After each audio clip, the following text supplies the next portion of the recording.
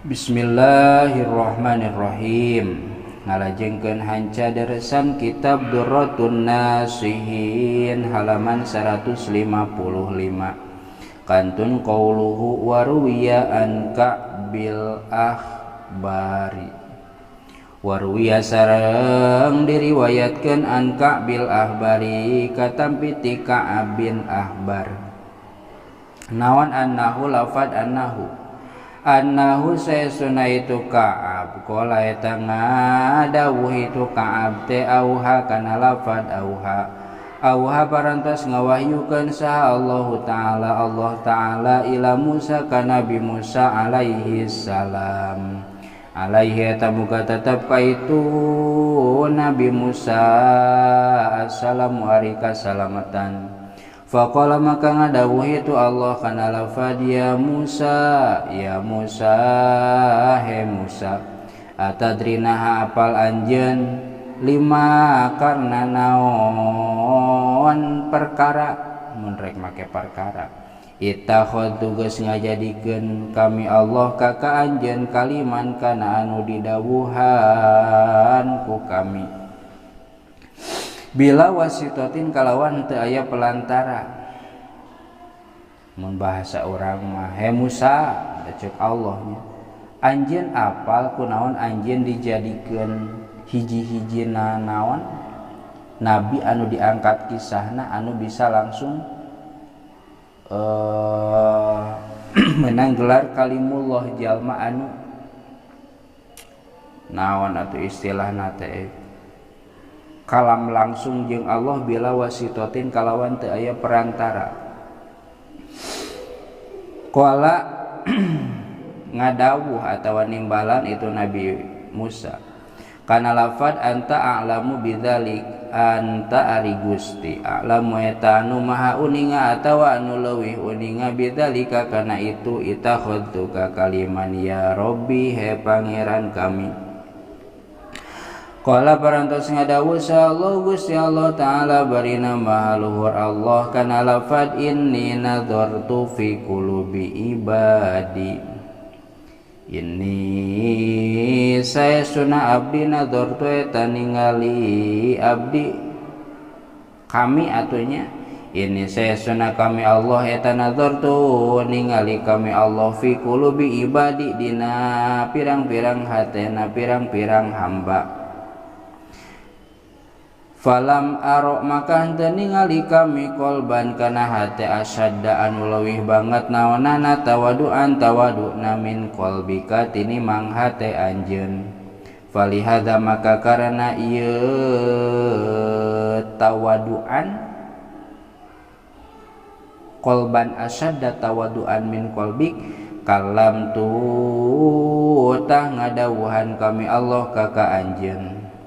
Wakila jeung dibasakeun naon inna sittata asya'a saestuna rigana pirang-pirang perkara tawaduat anu geus depe-depe itu asya lillahi ka Allah Ta'ala bari nama haluhur Allah. Farofa maka ngaluhurkeun itu Allah kana itu sitah bainam saliha di antara pirang-pirang bangsana itu sitah di pirang-pirang pantarna itu sitah genep perkara anu geus DP ka Allah maka eta genep perkara teh bakal diluhurkeun ku Allah. Mana nu genep teh awalu hari kahijina itu sitah eta Allah saesuna Gusti Allah auha eta parantos ngawahyukeun atawa mere ilhamnya maparin wahyu atawa mere ilham itu Allah ilal jibali ka pirang-pirang gunung kulliha tegasna sakabehna itu jibal. Faqala maka ngadawuh itu Allah kana lafad ini saesuna kami Allah ujlis eta geus nyicingkeun kami sapina tanuhin kana parahuna Nabi Nuh wa manjing jalma-jalma mah wanu tetep itu masartana itu Nabi Nuh minal mukminina nyatana ti pirang-pirang jalma anu iman ala jabalin di luhureun gunung min kunnatina sawarehna aranjeun kabeh, nyatana ti sawarehna aranjeun kabeh.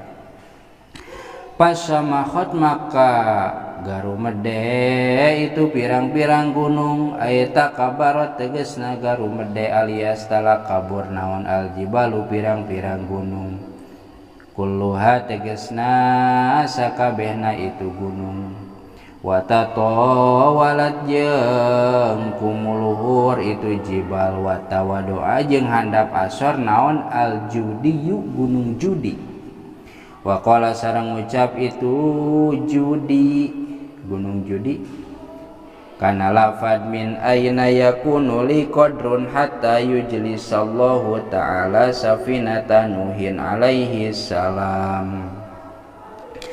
Min aina timana yakunu bukti lipikeun kami naon qadrun kapangkatan atawa kakuatan, hatta yujlisa sahingga yen ngadiukeun atawa nyicingkeun saha Allah Ta'ala safinatan nuhin kana kaparahuna Nabi Nuh alaihi salam alaiya ka kami, farofa maka ngaluhurkeun huka itu judi kana itu gunung judi, saha Allah Gusti Allah fauqal jibali diluhureun pirang-pirang gunung, kuliah tegasna sakabehna itu jibal, wa qarara jeung netepkeun itu Allah sapinata kana parahuna Nabi Nuh alaihi diluhureun itu gunung judi bitawaduhi kalawan sabab DP na itu judi. Kama qala Allah Ta'ala fi surati Hudin,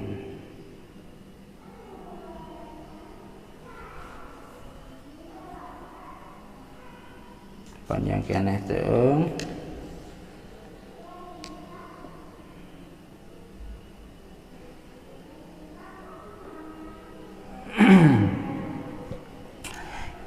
kieu nu kahiji kan tadi teh aya genep perkara, anu genep perkara teh eta teh tadi nama teh sabaraha, ngan kulantaran tawadok maka eta nu genep perkara teh ku Allah diangkat diluhurkeun darajatna.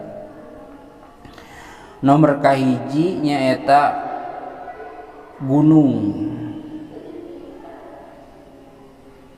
dina nalika Allah rek nyimpen atawa rek naon atuh ngaranna teh ari parahu eureun teh poe deui mun parahu ti laut tinggi eureun di dermaga naon ngaranna teh rek lain mendarat atau mendarat mah kapal naon kapal udara teh eta lah poe deui Allah rek neuneun parahu Nabi Nuh di hiji gunung nepikakeun gunung-gunung anu jarangkung nu baradag garumerde, pasti diteunana tadi urang muncul bahasa urang ya nya bahasa gunung maduka wallahu alam, pasti rek di gunung di urang atuh ci gunung ieu teh ci gunung ieu deui nu jangkungnya rek di urang atuh tah kabeh boga sangkaan bahwa pasti di urang sebab urang leuwih jangkung, sebab urang gunungna leuwih gede, kumaha we jiga jelemanya. Ngan aya hiji gunung anu gunung eta teh leutik pecekrek ngaranna, ngaranna teh gunung judi. Pimanaeun min aina yakunu liqadrun, pimanaeun Allah nyimpen parahu Nabi Nuh di kami, nyimpen kapalna Nabi Nuh di kami, da kami mah eueuh kakuatan. Tah ku ayana katawadoan ti gunung judi hatta yujlisallahu ta'ala safinata Nuhin alaihi salam alayya farafa'ahu Allahu fawqal jibal kullihan, nepikakeun eta gunung nu pecekrek teh ngajangkungan ngabadagan tungtungna eta parahu atawa kapal Nabi Nuh teh disimpen di gunung eta, di gunung judi. Gara-gara naon wa qarara safinata alaihi bi tawaduhi, gara-gara tawaduna eta gunung judi. Titik. Acan titik sebenarnya masih kama qala Allah Ta'ala, tapi cekap heula wallahu a'lam bissawab.